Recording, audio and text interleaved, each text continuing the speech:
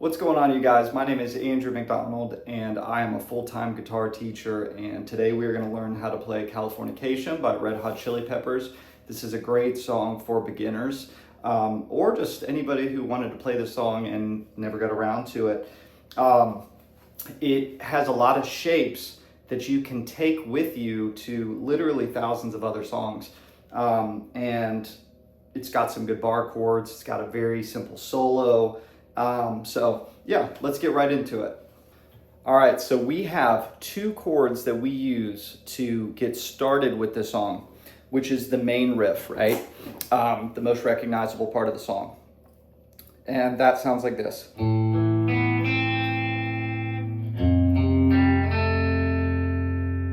Right? So those two chords that are being played, or implied as he arpeggiates through it, are an A minor, but you only need your pointer finger on the B string of the first fret, the middle finger on the D string of the second fret.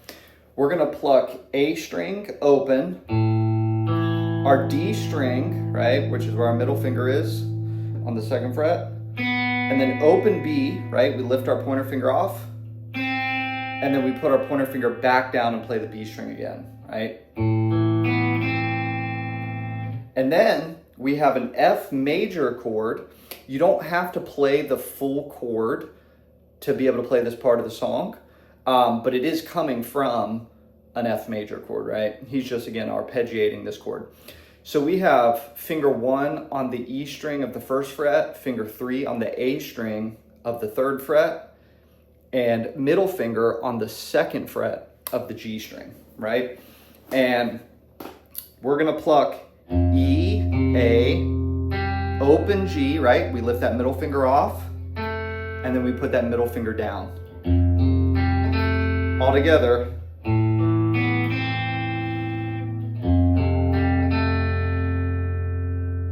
Right? All right, so then he has another part that he arpeggiates through chords, right? And these bar chords may feel a little bit tricky if you're not used to them. It's totally normal. But there are kind of simpler ways to go about playing this song to at least get started with it. So I'm going to show you both ways that you can approach it, right? So we've got pointer finger on the A string of the third fret. We've got a ring finger on the D string, the G string, and the B string of the 5th fret, okay? So that's one way that we could play this C chord, but you don't have to play it that way, right? Like I was saying, so you could play it this way, where you put your pointer finger on the A string of the third, keep it there, ring finger on the D string of the 5th, pinky on the B string of the 5th, and you would just play just those 3 notes where your fingers are at, right? So that would be A, D, B, D, right? Okay, so either way works. This is the full bar chord shape, or you could technically play it this way as well, but to keep things simple, if you're struggling with this, play it this way, and if not, just go for the full bar chord shape, like that, right? Then we have, like our F major chord, we've got a G major chord. It's across the 3rd, the 4th, and the 5th frets. But it is gonna be a bar across the 3rd fret, middle finger on the G string of the 4th fret, ring finger on the A string of the 5th, pinky on the D string of the 5th, right? Our G chord. And when we pick this one, we're gonna pick A, G, A. And then next we're gonna scoot that same exact chord shape down and pick the same strings, right? So E, A, E, A, D, A. And then we have that next chord that happened, right? So, and I'll throw all of these together, the C, the G, the F, and the D minor. So then the D minor next is pointer finger on the 1st fret of the high E, middle finger on the G string of the 2nd fret, ring finger on the B string of the 3rd. And we are going to pick the open D string, and then our G string, and then we're going to strum, right? So that's a D minor, right? All right, so all together, we had a C major, G, F, and D minor. So when we put it all together, we get this.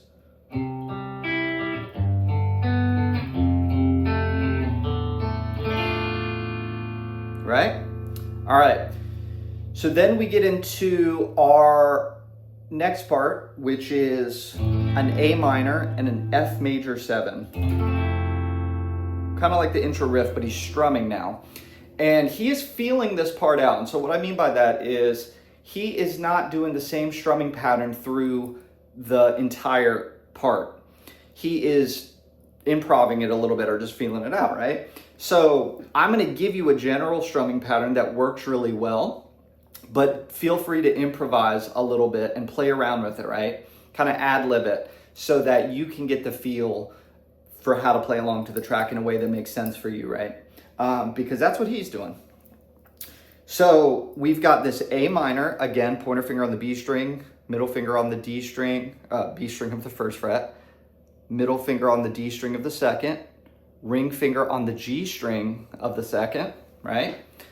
And then we've got an F major 7. I'm gonna keep the shape a little bit simpler too. How we're gonna play it is ring finger on the D string of the 3rd fret, middle finger on the G string of the 2nd fret, pointer finger on the B string of the 1st fret, right? It sounds like that. I like to put my thumb over for this one too. A lot of times I'll play it this way, which is, again, like out of this bar chord, this F major bar chord shape, but it's a very Jimi Hendrix way to play it, right? This is the kind of thing John Frusciante would do, right? And so then as a result, we can get all 6 strings. But again, I'm just kind of keeping this a little bit simpler, and you could play either one, but I would maybe start with this shape if this one feels a little bit too tricky, right? And my thumb is playing this low E here, and it's like I'm playing an F bar chord again, but I drop my pointer finger down, put it on the B string and the E string to put my thumb over, right? It's either or, whatever's more comfortable, but this is the way I'm just gonna probably show it for now. Just keep it simple again. So we have F major 7 and A minor and F major 7.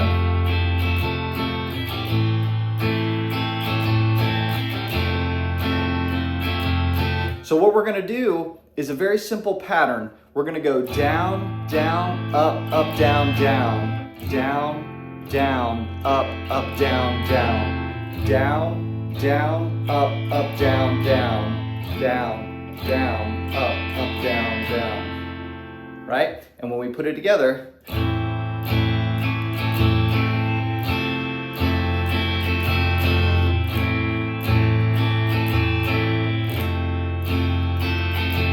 now, where I could ad-lib it, right, to make it feel a little bit better would be something like this, right? Maybe, right?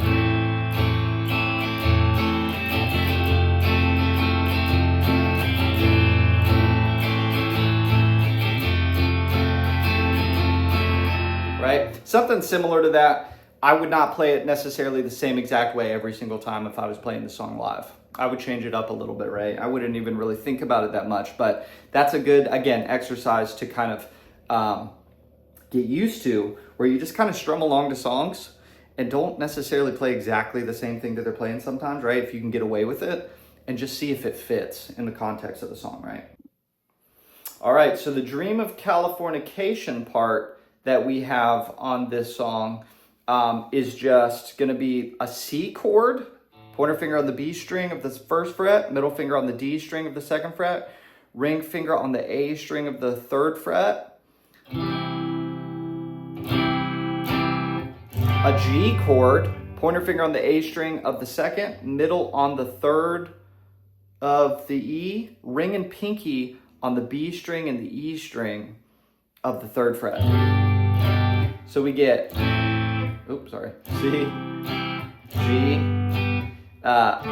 D minor is the next one. Pointer finger on the first fret of the high E, middle finger on the G string of the second, ring finger on the B string of the third.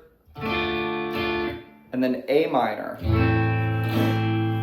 which is pointer finger on the B string, middle finger on the first fret, middle finger on the D string of the second, ring finger on the G string of the second. So, and he's gonna strum, we can strum each chord just twice. It would look like this: C, C, G, G, D minor, A minor, C, G, D minor. And we just don't play the A minor at the end. Okay, so we have our solo next, and this is, he's implying a chord shape when he starts this one. But he starts with the middle finger on the B string of the 10th fret. We pluck that. Pointer on 9 of E. And then ring finger on G of the 11th, right? So we get...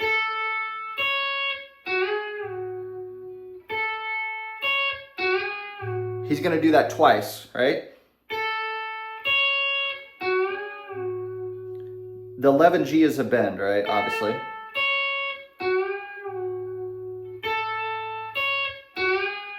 So we do that twice, then we go into our next lick, which is this.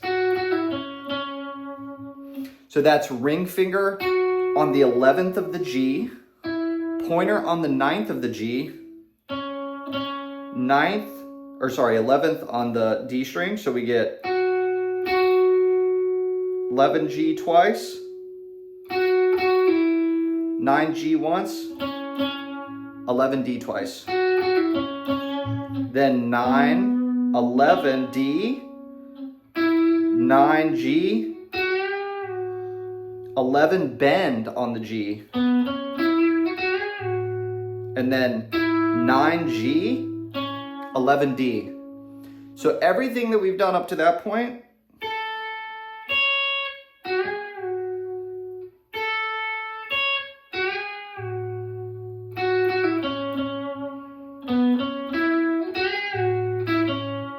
right? Looks and sounds like that. Then we go into the next part where we're gonna move up the neck. So he leaves this position. That's 10 on the B string again, 9E, 12E, then we're gonna slide from the 12th to the 14th fret on the E. Right? Then we're gonna do that again, but we're gonna bend when we get to the 14th of the E. So it's gonna look like,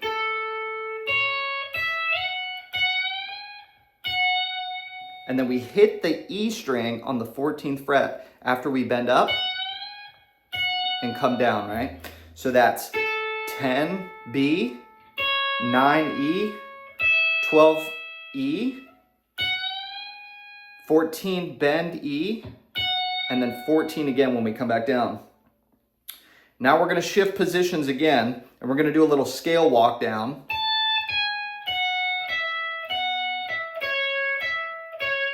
We're gonna do that, think of that as a phrase, right? I'm kind of doing this in terms of phrases. So we've got 15 on the E, 17 on the E string. So 17, 16, 14 E, 17, 16, 14, 17 B, right?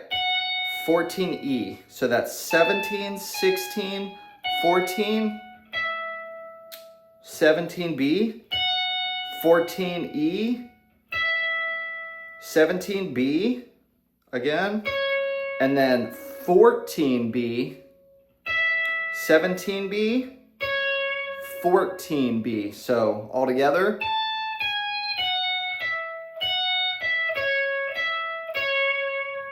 Okay, and then we go into our next lick. This one might feel a little bit tricky if you've never done this one.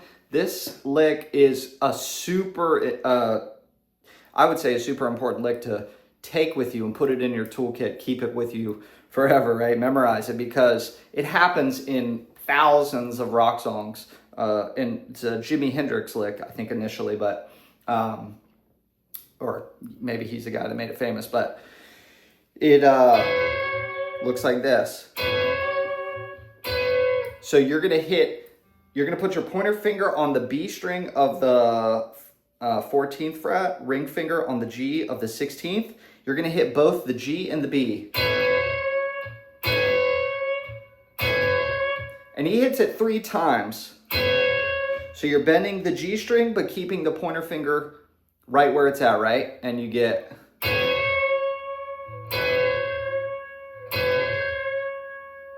Right? All right, so from those 2 licks, we had...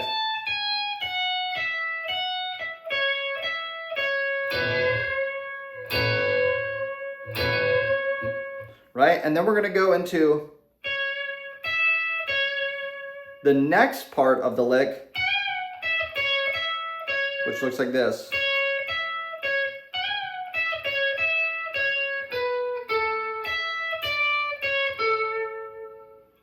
All right, so that's pointer finger on the B string of the 14th, 17B, 14B again, and then we're going to jump up to the 19th of the B and bend, 17 on B again, 14B again, 17B, 14, and then 16, 14G, and then 17, 15, 14B, 14G. So we get all together from that. Let's actually go from this bend.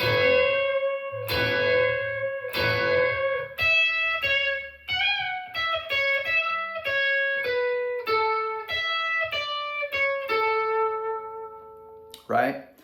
All right, so that's pretty much the whole thing in terms of all of the parts. Again, in terms of solos, this is a great solo to learn if you're just getting into that.